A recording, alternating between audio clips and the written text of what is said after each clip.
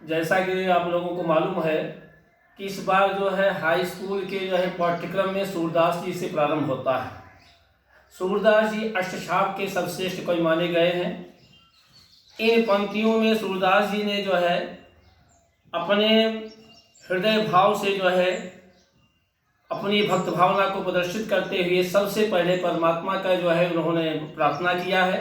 उनके कमल चरणों की वंदना करने के लिए सबसे पहला पद उन्होंने लिखा है, चरण कमल बंदो हरि राय, जाकी कृपा पंग गिरि लंघे, अंधे को सब कुछ दर्शाए, बहिरो सुने गूंग पुनि बोले, रंग चले सिर छत्र धराए, सूरदास स्वामी करुणामय बार बार बंदो तिहि पाए। कवि भगवान के कमलवत रूपी चरणों की उन्होंने वंदना किया है।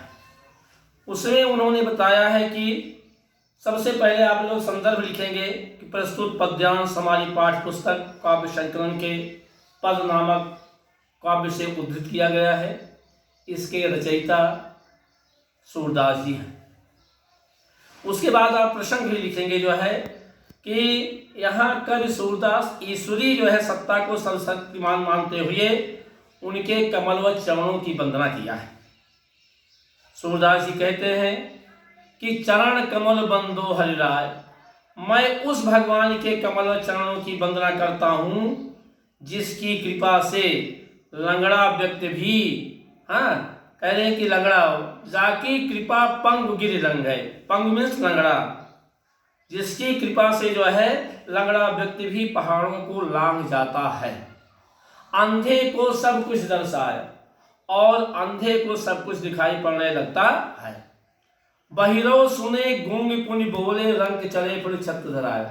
बहरा व्यक्ति जो है, जो कान से बहरा है उसको सब सुनाई पड़ने लगता है, जो गूंगा है उस गूंगे को जो है गूंगा भी बोलने लगता है।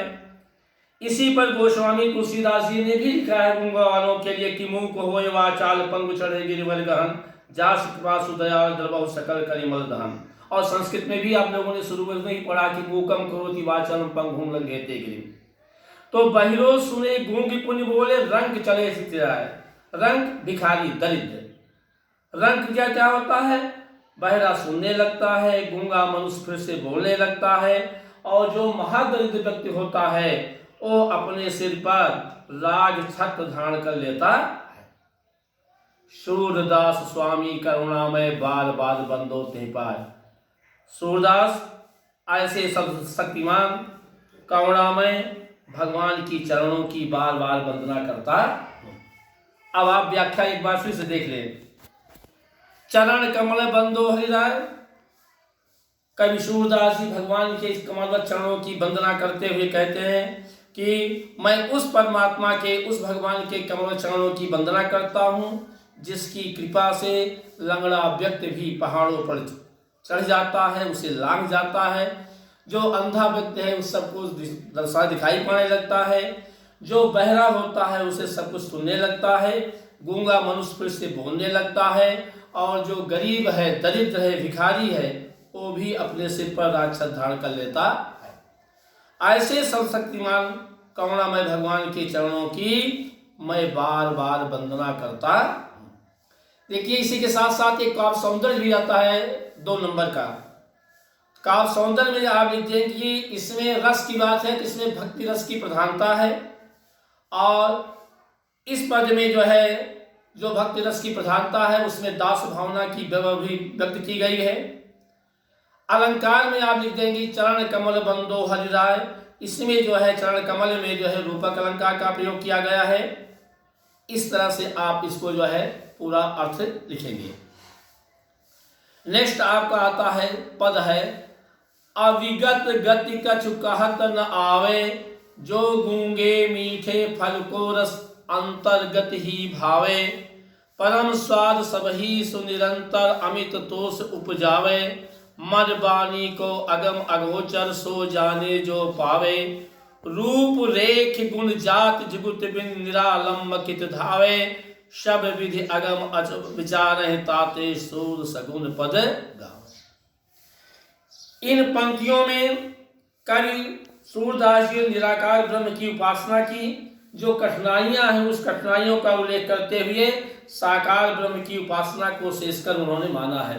सूरदास जी पहले निराकार ब्रह्म की उपासना किया करते थे, बाद में उन्होंने जो है क्या किया जो है कि साकार ब्रह्म की उपासना करना प्रारंभ किया। जब आपको जो है इनका जीवन परिचय दिखाया जाएगा तो उस जीवन परिचय में सब कुछ आपको जो है मालूम हो जाएगा कि निराकार क्या है, साकार क्या है, इन्होंने किस तरह से निराकार कहाँ तक किया है, आपको बताया जाएगा।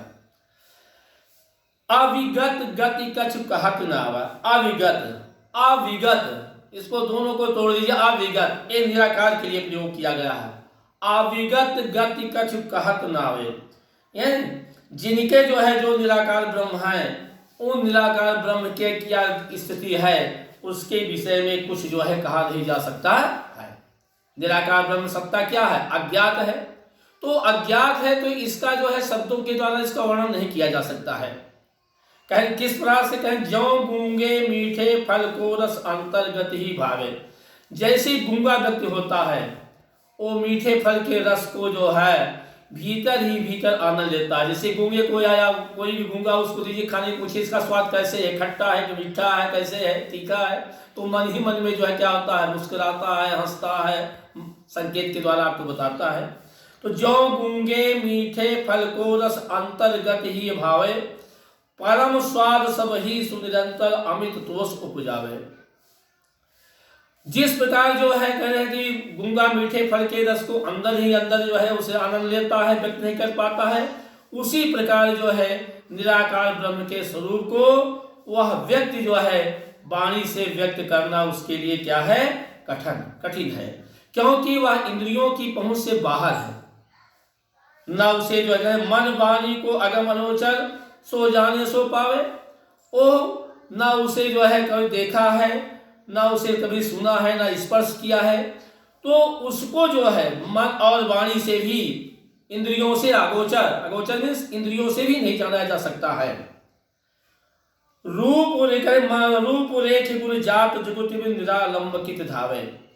उस परमात्मा की, उस ईश्वर की न कोई रूप रेखा है, न उसका कोई गुण है, गुण एक रास को भी कहते हैं, न उसकी कोई जाति है, न कुछ उसे प्राप्त करने के लिए कोई युक्ति है।